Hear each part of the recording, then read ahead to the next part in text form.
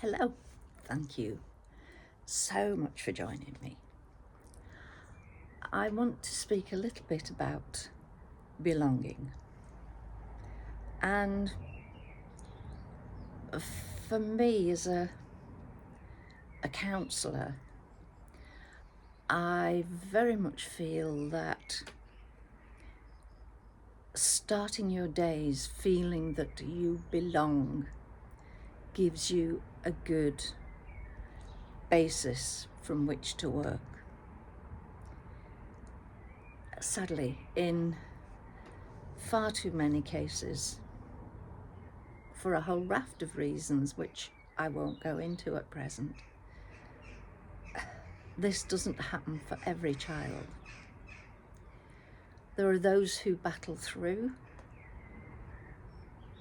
There are those who remain scarred by this lack of belonging, this lack of feeling that they belong, even though they may actually belong. And the implications that go with that. Having those roots give a good start in life. And it's said that being part of a family is vital for everybody. I can hear people saying, yes, but it depends on your definition of family. Family does not have to be a blood family. Family doesn't have to be a whole host of people. Family can be just a few individual friends who you love, who you trust, who you have thoughts and feelings in common with, who you can say anything to without fearing that they will judge. And that has to work both ways. So that description of a family, for the most of us, applies. But there are some people, yes, there are lots of people who are on their own, but there are some people who actively choose to be alone. So I suppose, as with everything, it's the exception that makes the rule. These people might completely isolate themselves, as in what we used to call a hermit. I don't know whether that's still acceptable or not, but there we are. I've said it.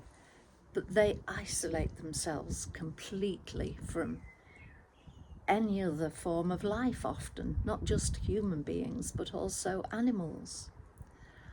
There are those who their family, their group to which they belong, is largely made up of animals in whom they can put their trust, put their love, and receive the same back. They can talk to them.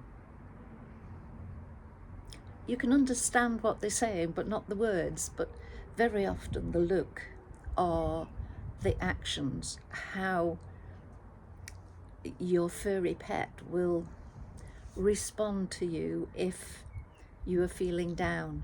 They know. If you are feeling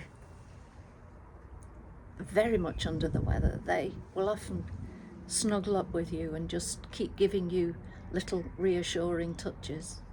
I know when I had my breakdown, I had one black cat here, one black cat here, and they would just keep occasionally touching my cheek, as much as I'd say, it's all right, we're here.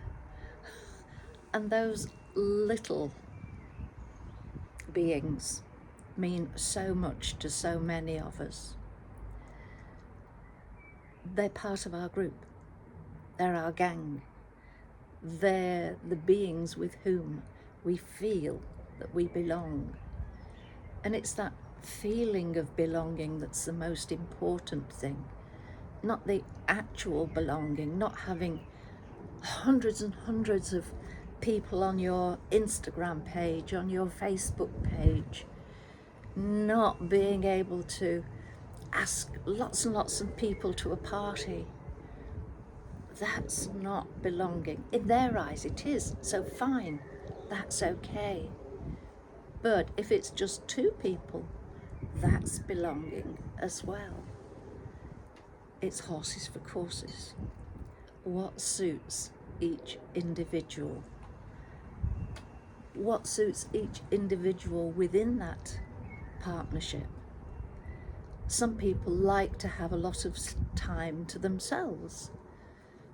There might be people within a family who feel that they are being neglected if the other person needs this personal time to help them come to terms with any problems that they've got. They prefer to work things through on their own.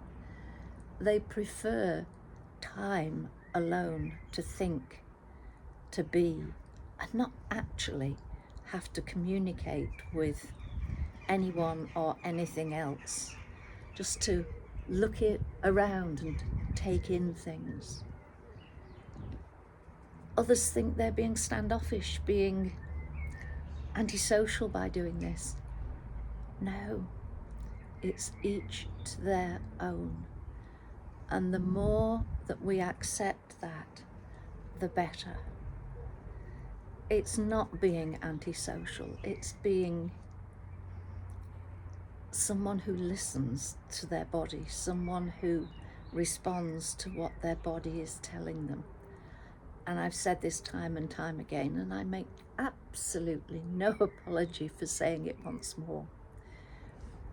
Listening to our body is very, very important. Also important is acknowledging that we can't change people. There are ways in which we can help them to change if we change ourselves, especially our behavior. If we're doing something that annoys them and you're happy to stop doing that behavior, it maybe it's just become a bad habit.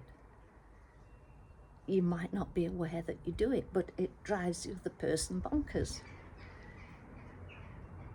Changes like that can be influenced by other people. But going back to that video of mine, let them. If you don't want to let that person go, but you want them to be some other way, you can't enforce change in somebody unless that change is affected by you and your behavior. It's the same as wanting people to respect you. If you don't respect yourself, they're not going to. And I had this discussion with a young male teacher once, and the children, when he said, right, settle down, quiet, he said they don't listen to me. He said, I don't think they respect me. I said, look, I'm going to be very personal. You're at the beginning of your career. I'm way through mine. Just have a look at them. Just have a look at yourself through the mirror. And he looked down, he said, oh. And he was wearing jeans that hadn't been ironed, a shirt that hadn't been ironed. He looked as if he needed a comb through his hair. And they may sound superficial, but that way that we appear to people, that first few seconds, that can set the tone for a whole conversation or a whole lesson. So have a think about that. Have a think about how you feel you belong. I hope that quite a lot of you feel that you belong in this group as part of this community. And I'm very pleased if you do. Sadly, it's largely one way. Yes, I do get people sending messages, but most of the input is through me. So if you want to communicate, please do. Make yourself feel as if you belong even more, and support other people in doing so. So on that note, I shall endeavour to get up off these paving slabs without falling in these lovely plants here, and say thank you for joining me. Take care. Take the very best care of yourself that you can, and feel that you belong, if to nobody else. And I don't want people spouting religion, please. That's a personal choice. You belong to yourself. You belong to you. And you are just as important as anybody. So important that you get along with yourself. You spend more time with yourself than you do with anybody else. Right, so back to the endeavouring to get up, but I will switch off the camera because there will be a lot of grunting and groaning going on for that process. Thank you, take care, and I will speak to you soon. Bye for now, bye.